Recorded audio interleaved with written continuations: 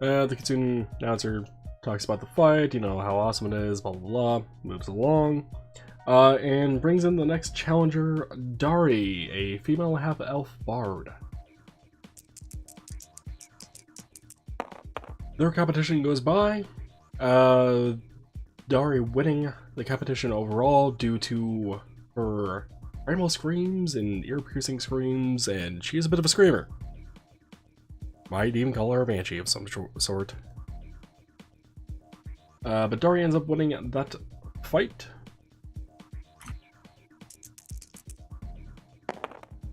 Next fight is going to be Dari versus MacLeod. A halfling magus. They are fighting each other. Banshee bard seeming to have an edge against this magus who does not seem to be familiar with these types of spells, and the magus ends up losing. Dari wins this competition, or this fight as well.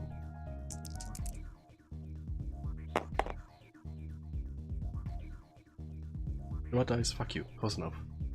Alright, entering in the ring next will be Marcus Harlow. Let's go high. Okay, would you like to enter in the ring now or later? Later. I'll let Tate go. Okay, well. Next fight is going to be Dari versus Kaz. Alrighty. So if Kaz and Dari would like to enter the ring. Dari was already in the ring. As both of you finish up getting into the ring, you can hear the announcer begin the fight. Totally wouldn't say more there, but it's just like, nope. So Tate, roll initiative. Alright. 11. Wait, you said 11? Yeah. What's your dex? I only get a +1 to initiative. It's only a 13. What's your con? Con is a 14. Alright, you're going first. I also rolled an 11, and Daria also has the same fucking dex value, so... Oh. Tate, you're going first. Yep. Kaz is first gonna bow. He's gonna be like, well, it seems you're my opponent. You've been doing well so far. My magic's not exactly suited yet for combat, but I'll give it my go. Let's see. I'm just gonna move to there. You're not gonna do anything after that? No spell cast Nope. or anything? Okay. I don't have anything to cast, nothing in range. Well, she gets a bit closer and, maybe pulling up all the spells for her, by the way. She does nothing. You're up. Okay. Apparently she has close range spells. Hey, I'm within range. God, I'd hope so. Kaz is gonna cast Ray of Frost. It's ranged touch attack. And for ranged touch attacks, that's gonna be the BAB, right? Or is it your roll plus dex? Ranged. Oh, there, never mind. Found it. 15. Hits. Huh? It hits. Oh, neat. Spellcasters don't have a high AC. Who figured? Well, with spells, it's touch AC anyway. It's 1d3, so... What the hell? Why did that go into space? 2 points of damage. You gonna do anything else? Nope, that's all I can do. Alright, well, Daria is going to take steps forward and will be casting Thundering Drums, which she strikes the ground in front of her, filling the area in front of her with the thunder pounding drums. You're going to be taking 1d8 points of sonic damage. Is there a roll to, like, save or anything? Or it's just an attack? Fort save. 12 resistance also 6 in effect here. Jesus. I have none. So would you like to roll the forward save? Yep. I got a 16. Well, you successfully saved, so you were not knocked prone from the thundering drums, but you were still dealt 3 damage. That'll be it for Dari's turn. Alright. Kaz is going to respond with... He's going to step in close. And he's going to cast Inflict Light Wounds, which is a melee touch attack. Oh, 17. And it is a will save to... Do have... Hold on. We'll save to do Does it have. Yeah, we'll save to have. Do I roll the damage now? Yeah. Well, yeah, you need the damage in order to tell. Yeah. Oh! Alright. And what's the Cool. save DC on that? Let me check. What do I have? There is spell resistance. My caster level is 1, correct? Yeah. So it's 9 points of damage. Save DC. Where is that at? 14. Alright, well, save DC didn't happen for Dari. It's at 9 points of damage. Yeah. Well, with that, Daria definitely took a good blow. I wonder how much HP she has left, by the way. I have it on her description. Because I didn't feel like keeping track of it outside the game. Anything else on your turn? Nope, that's it. Well, having been seriously injured by you, she is going to be doing an ear-piercing scream in your face for it is partial. Again, so if you want to roll the forward save. 21. Okay. Well, let's see. How much damage do you end up taking? Wow, really? 3 points again, because you take half and you do not get dazed. Alrighty. After having cast that, she's going to take a 5-foot step back. You're up. Are potions allowed? Or is that technically no? They're technically magic. I would allow them. Okay. Kaz is going to cast... Potions allowed. I'm going to cast... What? Wait. I can't do both, can't I? Depends on the spell and depends on what you're doing with the potion. Spell would be Daze. Which I presume is a standard action. Yes. So I can't do that. Alright then. Well, Do you, Kaz is gonna pull out... Tate, do you a have the hero- potion out? I do not. Oh, never mind. Sorry. I was looking at something with a feat. Okay. Since she took the 5-foot step back, Kaz is gonna pull out the Cure Light Wounds potion and drink it. Okay. Whee! And heal for 7 points of damage. You overhealed. You explode. No.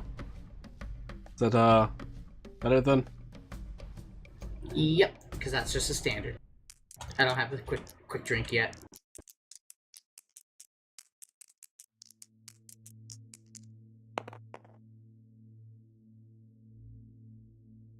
I don't know why I was rolling the d20. Don't ask. You're pretty good, lady, but you make a lot of noise. She'll be casting ear-piercing scream at you again. So, forward save.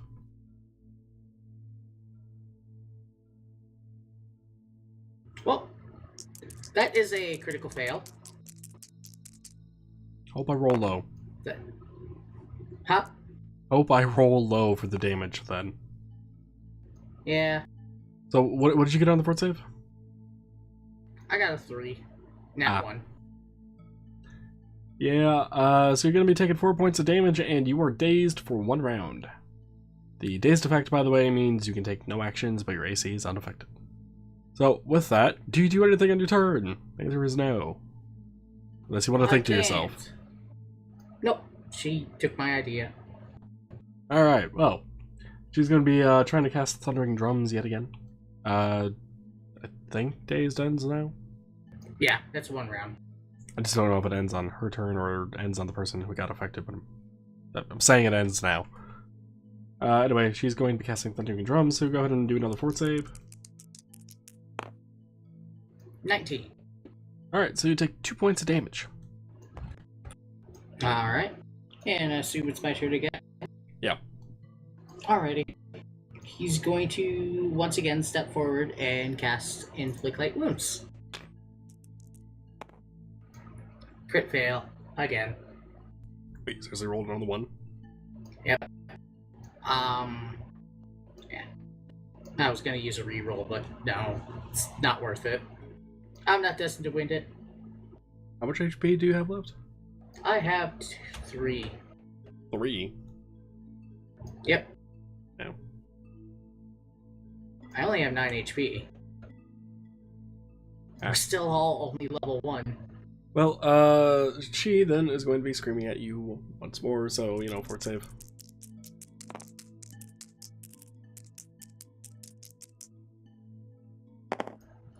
$13. Heh. Well, you take another 3 points of damage. Alright. I am out. We'd be rolling 7 a lot for the damage on her. Well, Kaz goes down then, Dari wins. Kaz is escorted off the field, healed up, etc. Where Dari remains in the field. I'm gonna put her off to the side at the moment though, just because I can. Righty. You meet back up with Unan after your fight. Yep. I mean, feel free to talk to each other, because the next fight's going to be Dari versus Fada, a male elf summoner. Well, I tried my best, but my magic's not exactly suited for a one-on-one. I figured I'd give it a shot. She also did pretty good with the whole stopping you tactics. One of the benefits of being a Yeah, banshee. not much you can do when she yells at you. Well, as you guys are talking, the fight goes on between Dari and Fauna wins. It reminds me of my mother-in-law.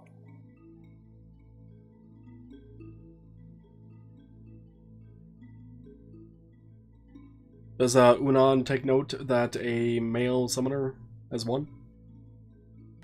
Yeah.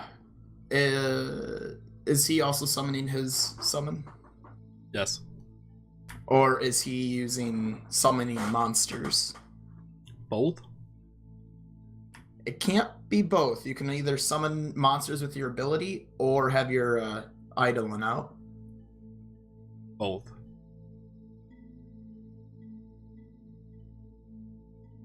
Okay.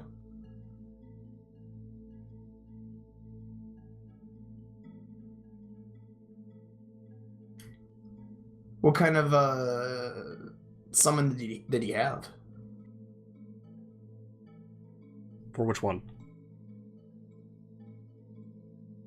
The primary, not the summon monsters, but his main His summon. Eidolon. His Eidolon. His Eidolon. I didn't go that far in detail with these guys. His Gotcha. Idlin. Also, if you want to know why I said both, summon minor monster. Well, Gotcha, using the spell, not the ability. yeah. And because, you know, the tiny or smaller animals. So, you know, he summoned some rats, toads, whatever. Distraction. Anyway, though, yeah, no, he was interested. Just for story purposes, let's say that guy had a four-legged one, and now Unan is interested in also having a four-legged one, which will explain if and when he ever gets his next summon, why it will be a four-legged one. Sounds good to me. Alright, let's see who Fauna is going to be going up against. Fauna is going to be going up against, Iogurg? Don't ask. It is a female half-elk oracle. And Fauna wins. The fight between them, by the way, was, obviously, well, Fauna with summoning. And, Iogurg using just weird spells from all over the board. Didn't seem to really have a rhyme or a reason, like some of the other fights have been. Alright, Fauna. Who's your next competitor to fight against? Next one is gonna be Kenna. These random name gens are weird. Who is a female cleric. Also half orc. It's a lot of half orcs. You know, random generator. Fauna wins again. It appears Kenna's magic just could not heal her through it. I think the other one might actually be a ranger with favorite enemy orcs. What? Favorite enemy half orcs.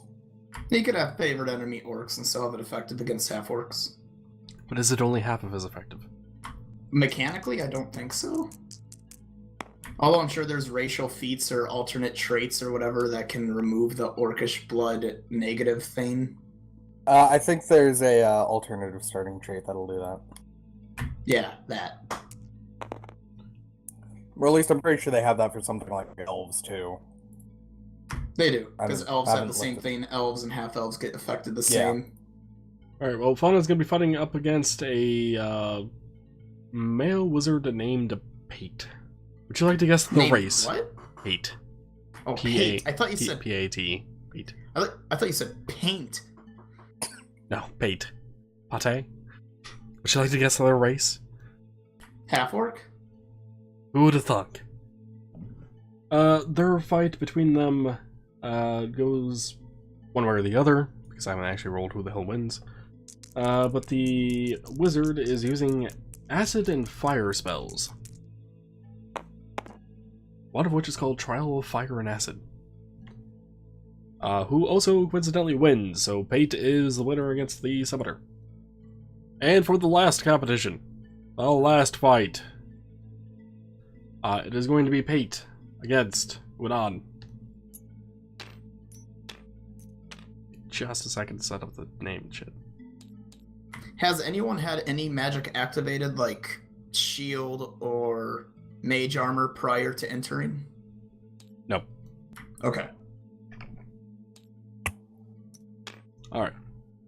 Initiative roll. 1 second. I might need to change my setup real quick. Go for it. Opening of spells now, then. Don't want to remember something wrong and then turn out that I'm being stupid.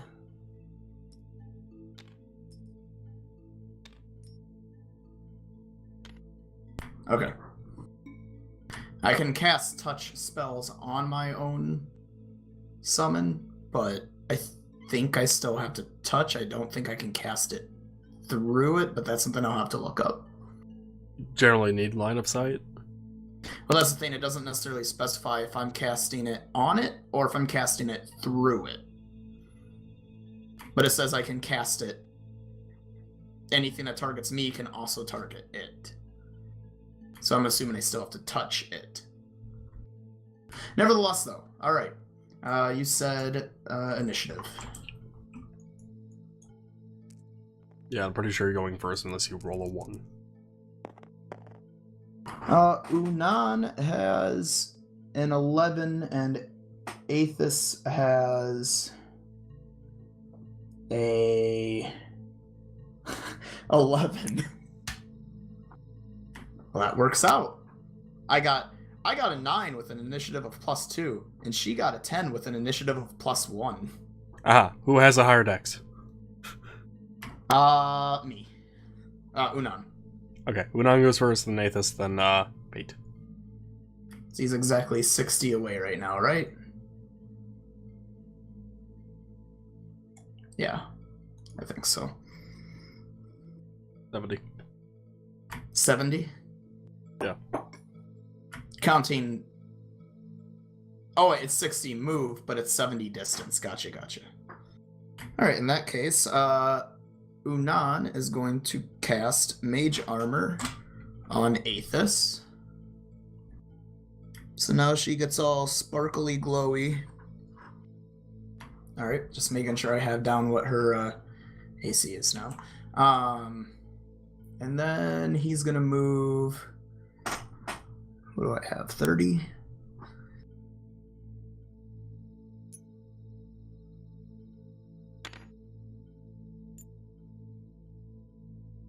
I'll just move 20.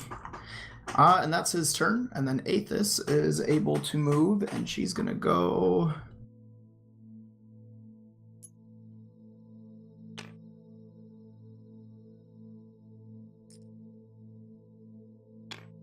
She's gonna double move to there, and that is my turn. Alright, well, Pate, having had to deal with a summoner already, turns to Aethys and casts Acid Pit underneath over her. People need to make a reflex save.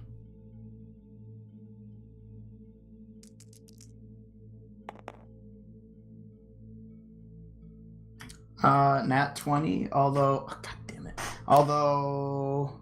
That would be a 23. You said reflex, right? Yeah, DC is not that high, by the way, for this. Then yeah, 23. She is able to jump to safety, but those, well, 10 by 10 square here,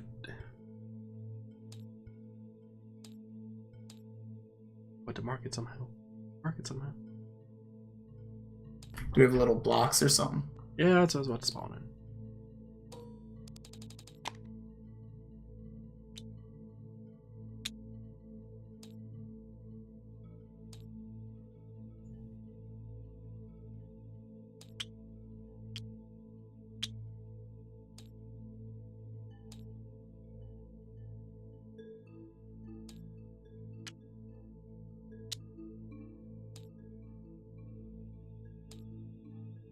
Those 2x2 grid of squares is now a 10-foot deep acid pit.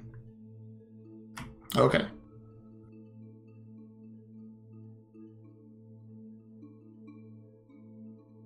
And after that, he is going to be taking a 5-foot step back away from Aethys. That is his turn. So, Unan's up. Yep. Alright, so in that case, Unan.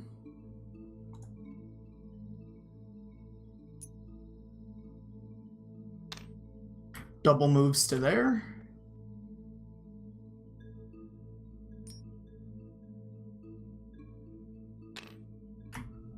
And Aethys will move there.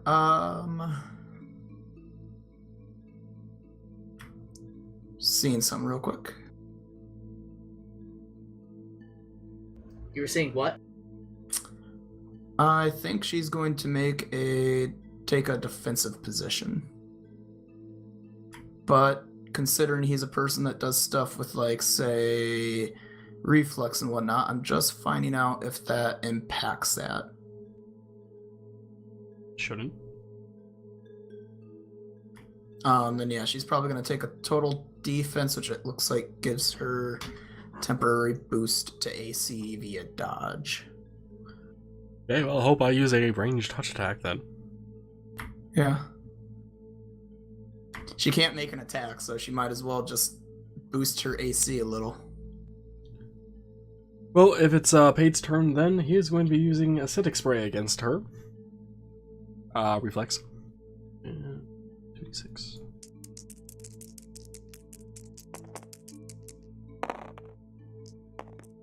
So what'd you get on the reflex? 13. You failed the reflex. So Pate sprays out acid in a straight line from him to, well, 60 feet out, but to the edge of the arena, where a magical barrier prevents the rest from going out into the crowd. Because, you know, protect the people from more random arrows shooting out and hitting people.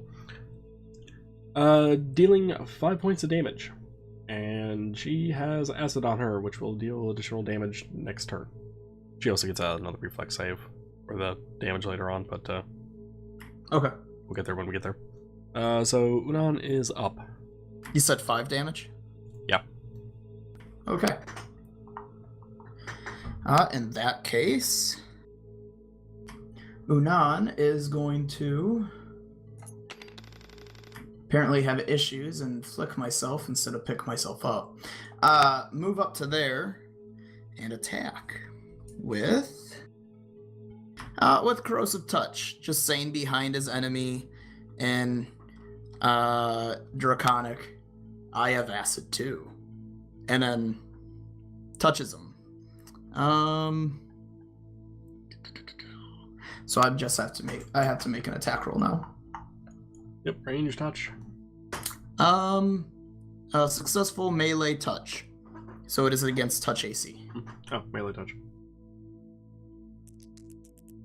I don't know why I thought corrosive touch was range touch. But it fucking says touch in the name.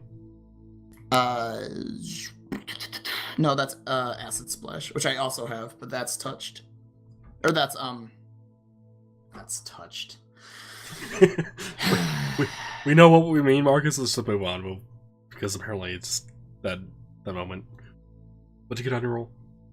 So I was seeing D20.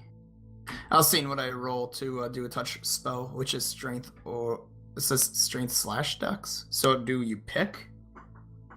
Or is it both? It must be pick. It can be switched based on a feat.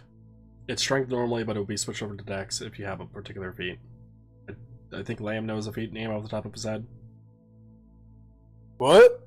The feat that switches your strength bonus to dex for purposes of range or touch attacks.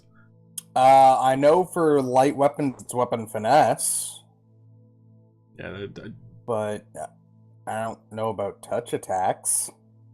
touch attacks would fall under normal attacks, just versus touch AC instead of normal AC. Yeah, it would be weapon finesse.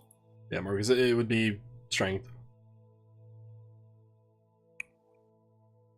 Oh, sorry. I was looking at something for difficulty class, but that's not attacking. That's difficulty class. Okay. Never mind then. That's 6. Oh. I had really loud music blasting in my ear. You failed the touch attack. Alright, that's it for Unan then. He comes up and says that and tries to hit him with acid, and instead acid falls on the ground below them. And then that makes it Aethys's turn.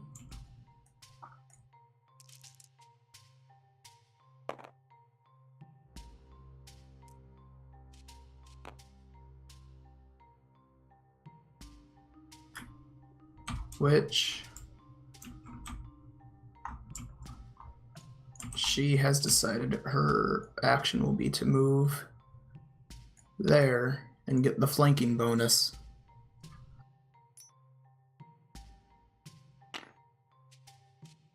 The other decision was to go around him and stand next to Unan. She gonna do anything else? Yeah, I'm just seeing how many, her attack.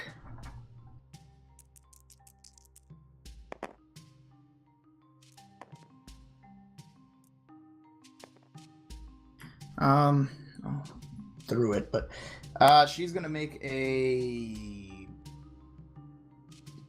it's bite, but she's gonna make a headbutt attack at 19. He's able to hit. For a total of 9. Well, that is a hefty amount of damage against Pate. Gonna do anything else? No, I think I'm good. Alright, well, the previous acid pit that Pate created is no longer there. Aethys gets to make a reflex save for the other bit of acidic spray damage. Right.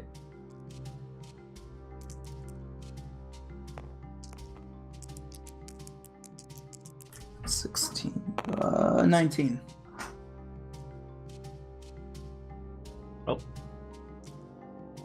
you have to make the save, and you don't take any of the damage. I think. Well, yeah, you don't take any damage. He is able to brush off the acid, I guess. Sure. His weak acid or something. I don't know. Come up with something in your head. It bounced off as she headbutted him. Anime style of just like that spray that goes around them. By the force of a headbutt, I deny your acid. Well, Pate is going to be then casting Acid Pit yet again on Aethys. So, reflex again.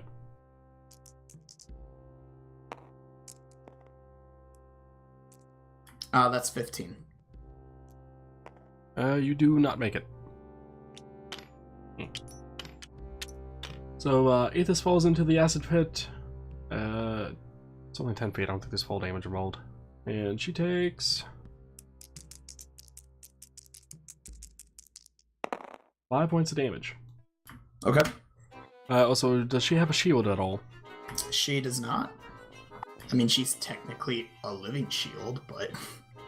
Or any armor? Again, technically not. She is living armor, but it does not count. I'm counting like items separate from her body. Right, which no. Because the acid would start eating away at it. It would need to start making a forward... the item itself would need to make a forward save to not be damaged. Right. Also, have fun trying to climb out. But let's see. After that, Pate is going to make a 5-foot step this way. And turn around to look at you. That is his turn. Would Unan be able to assist Aethys in getting out? Yes. Would that require a strength roll on his end, or would it just make it a lower DC for her? I'm gonna go with a lower DC for her. Okay. Simply because of how high the fucking climb DC is. Oh, I'm guessing the climb DC is pretty high. Oh yeah. And unless Aethys has it trained and has like points put into it, I don't foresee her getting out of this pit. It's 30 if you're wondering. Right. Using Unan's knowledge of magic, and the fact that the acid pit disappears after a round, does it deal damage after it disappears? Like, does it crush her and pop her out and deal damage that way? You know, I was wondering about that. The spell page does not actually specify.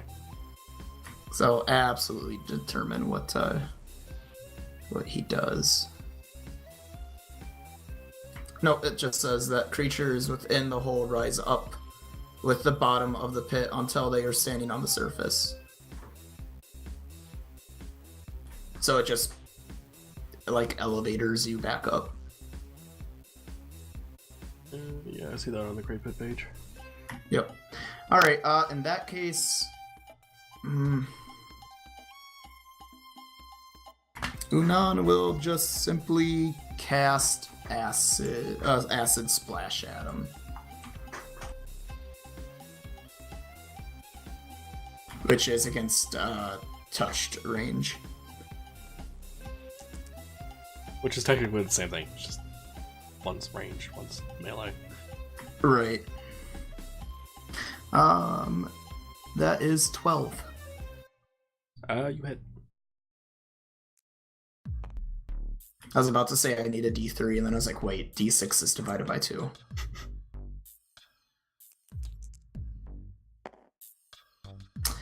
For a total of 3.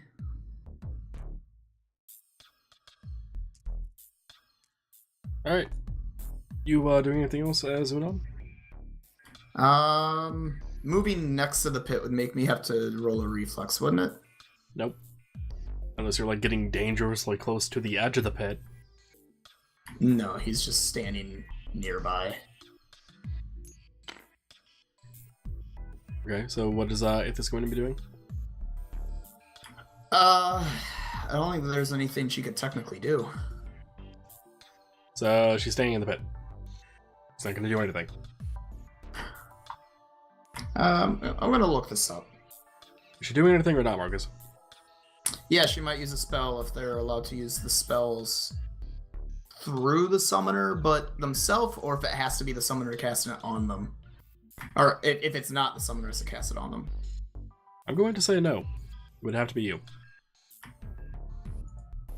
Alright, then yeah, I don't think she can do anything.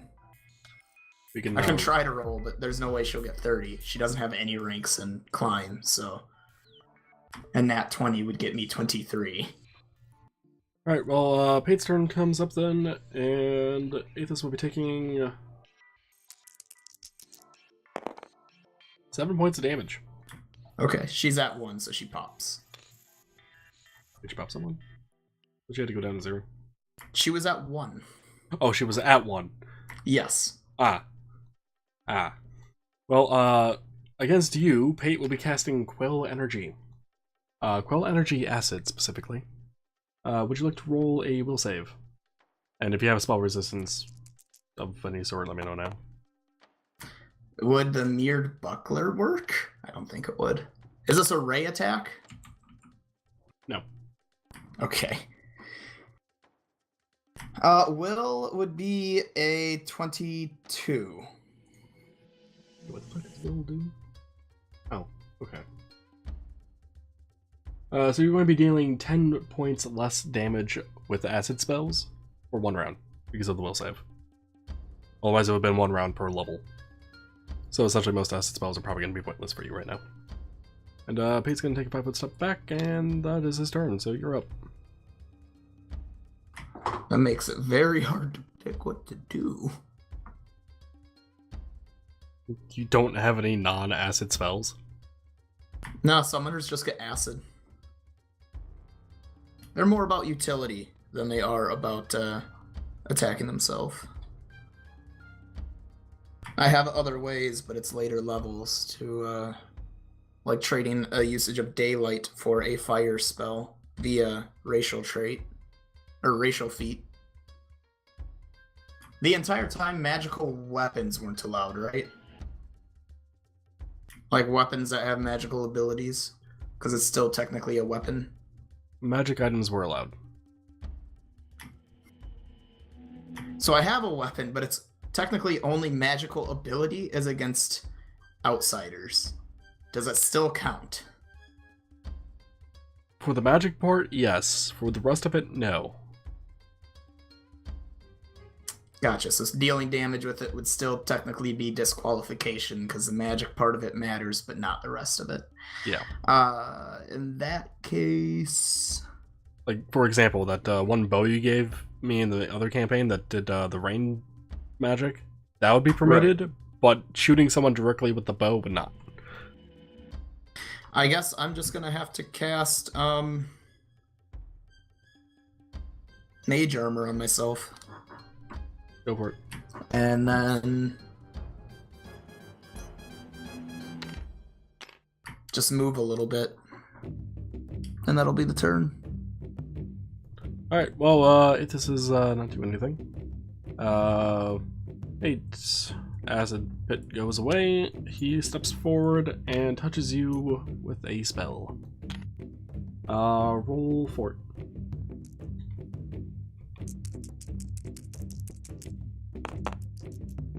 Yeesh.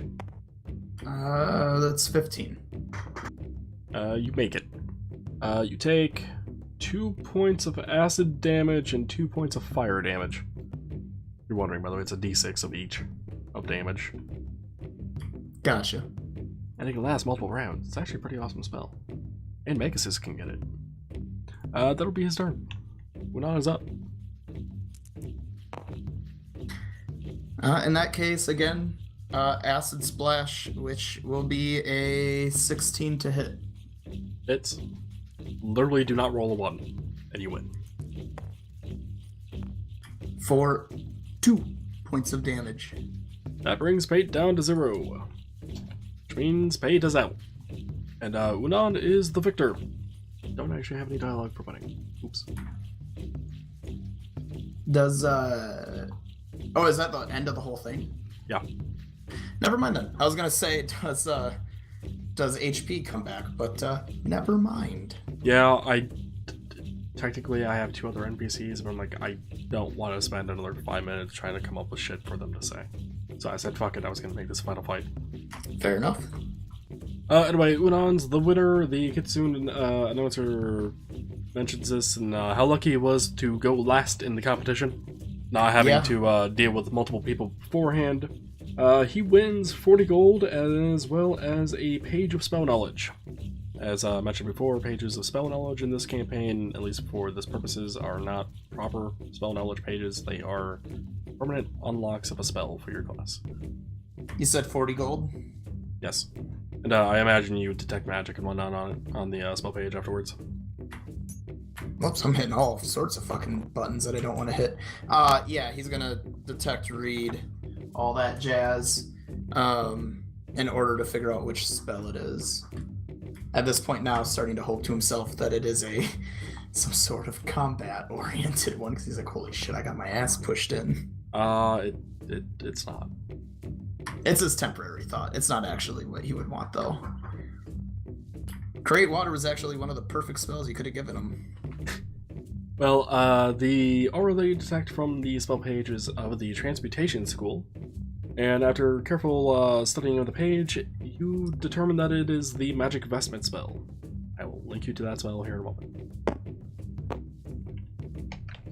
Essentially, it's kind of like Mage Armor, but for, like, clothing items.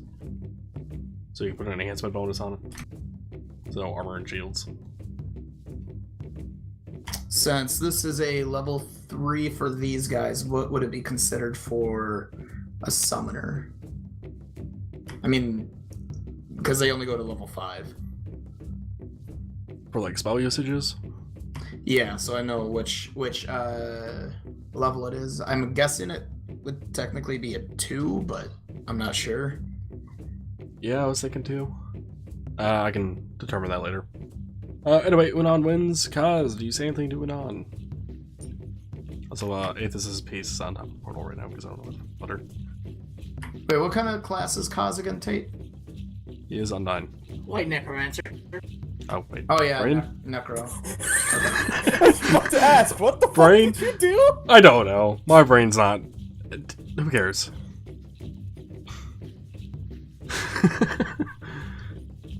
Besides, Undyne's fucking Sandeep, isn't it? Yeah, and it's not a fucking class. I don't fucking know, Lamb. Anywho, Marcus Tate's a white necromancer. Okay. There's a solid chance he might decide to give this to one of his friends, but he's not sure yet.